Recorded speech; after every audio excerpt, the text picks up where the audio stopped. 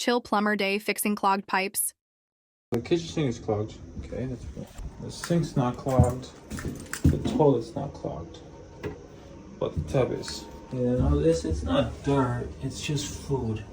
Flush the toilet.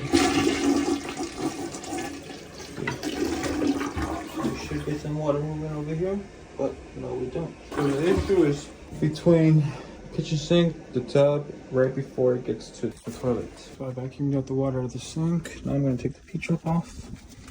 And I'm gonna try to snake it through here. You can see the line is clogged up right there. So I'm gonna snake it and see what happens.